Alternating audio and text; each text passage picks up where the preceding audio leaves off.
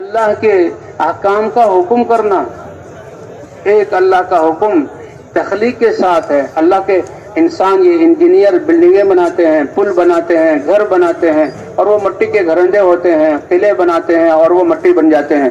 ایک اللہ کا امر ہے کہ اپنے تخلیقی امر سے اللہ نے آسمانوں کو پیدا کیا۔ اللہ فرماتے ہیں دیکھو آسمانوں کو کیسی مضبوط چھتیں ہیں، هل تری لهم من فطور ثم ارجع البصر کرتين ينقلب اليك البصر خاسئا وهو حسير۔ تمہاری آنکھیں تھک جائیں گی لیکن تم آسمان میں اللہ کی بنائی ہوئی چھت میں کوئی تم جو ہے کمی نہیں نکال سکو گے۔ آسمانوں کو بنایا، اللہ نے زمین کو پیدا کیا۔ زمین یہ بے رنگ، بے ذائقہ، بے بو زمین، اور اس میں کیسی صفت رکھی، گندم کے دانے سے گندم، چاول کے دانے سے چاول، دالوں کے دانے سے دانے، آم کی گٹھلی سے آم، کھجور کی گٹھلی سے کھجور، اور پھولوں کی جو ہے پودے، ان کی جو ہے پودوں سے پھول، اور اس میں خوشبوئیں۔ اس بے رنگ زمین میں بھرنے والی ذات کون سی ہے؟ اللہ کی ہے۔ تو یہ اللہ کے تخلیقی امر ہیں۔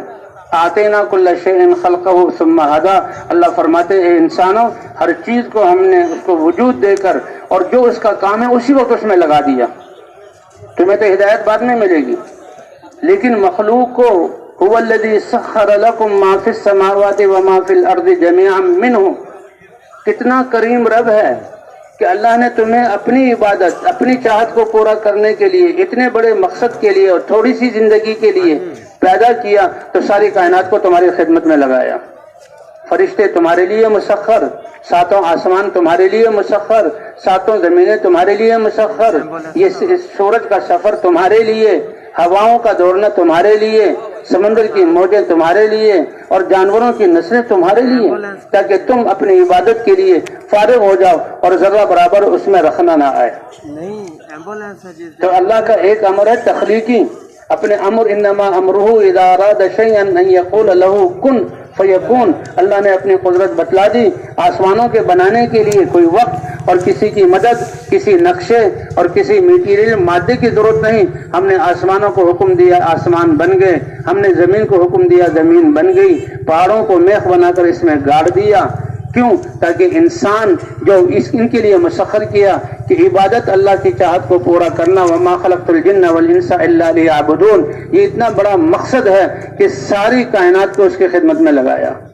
انسان آتے جا رہے ہیں، چلتے جا رہے ہیں، یہ مسافر خانہ ہے اللہ تعالیٰ کا، اور فرمائے مسافر خانہ ہے، تمہارا ٹھکانہ نہیں۔ اے ایمان والو تمہارا ٹھکانہ تو جنت ہے۔ اس لیے قو انفسکم واہلیکم نارا، اپنے آپ کو، اپنے گھر والوں کو اور پوری انسانیت کو جہنم سے بچاؤ۔ وقودھا الناس والحجارہ، جس کا ایندھن تمہارے جسم ہوں گے اور پتھر ہوں گے جو جہنم میں جل رہے ہوں گے۔ توبوا یا ایھا الذین آمنوا توبوا الی اللہ توبۃ نصوحا، پکی توبہ کر لو۔ کہ اللہ نے سب سے پہلے کائنات کی تخلیق شروع کی تو اللہ نے لوح کو پیدا کیا، تختی کو پیدا کیا موتی کے مادے سے، پھر اللہ نے قلم کو پیدا کیا نور کے مادے سے، اور پھر اللہ نے حکم فرمایا ان اکتب، کہ لکھو۔ تو قلم نے پوچھا اللہ کی بارگاہ میں کیا لکھوں؟ اللہ نے فرمایا لکھ دو ان رحمتی غلبت غضبی، میری رحمت ہمیشہ میرے غصے پر غالب رہے گی۔ پھر فرمایا کہ لکھو۔ قلم نے عرض کیا کیا لکھوں؟ کہ لکھو کہ تمہارا رب جو اتنا کریم ہے اس کی نافرمانی تم کرو گے اور نادم ہو کے توبہ کر لو گے، آئندہ نہ کرنے کا عزم کرو گے۔ اننی انا التواب، میں اے میرے بندو تمہاری بندیوں تمہاری توبہ کو بہت زیادہ قبول کرنے والا ہوں۔ جو نادم ہو کر تائب بن کر آ جائے اور میرے سامنے ہاتھ اٹھا لے، میں اس کے سارے گناہوں کو معاف کر دوں گا۔ اللہ سبحان اللہ۔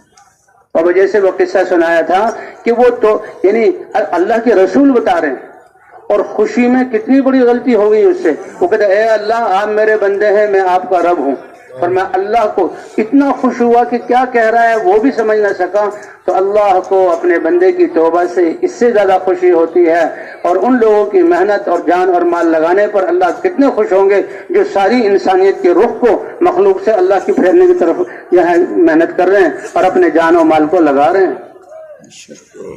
مقصد رخ کو پھیرنا ہے، اللہ کی طرف متوجہ ہونا ہے، رجوع الی اللہ ہے۔ سارے انبیاء اسی لیے آئے انسان تو اپنے جو ہے دنیا کے اسباب اور آنکھوں سے ہوتا ہوا دیکھ کر اپنی صلاحیتوں اور زندگیوں کو اس دنیا کے حاصل کرنے میں لگاتے تھے، اور حضرات انبیاء کرام آ کر سب سے پہلے لا الہ الا اللہ کی دعوت کے ذریعے سے اللہ کا تعارف کراتے تھے کہ سب سے پہلے ساری چیزیں جو دنیا میں پھیلی ہوئی ہیں یہ اللہ نے ان کو پیدا کیا، اور جو ان کی خدمتیں ہیں اللہ نے متعین کی، سورج کا حرکت کرنا، روشنی دینا اور اس کی حرارت یہ اللہ نے ان کو دیا، لیکن ان کی پیچھے کرنے والی ذات کس کی ہے؟ تم رزق کی طرف نہ دوڑو بلکہ رزاق کو دیکھو، تمہیں عبادت کے لیے پیدا کیا۔ اے اللہ، پھر ہماری عبادت تو ایسی ہر سانس، ہر گھڑی، ہر موقع، ہر حال میں جہاں کہیں بھی ہو اللہ کے امر کو دیکھنا اور اللہ کے نبی کے طریقے پر پورا کرنا۔ تو اے اللہ، ہم جو انسان اور مخلوق اور مرزوق ہیں، ہمارے رزق کا کیا ہوگا؟ ما اريد منهم من رزق، تمہیں روزی کمانے کے لیے نہیں بھیجا، اور اللہ کو کچھ دو، اللہ جہاں ایسے کے لیے نہیں بھی بھیجا۔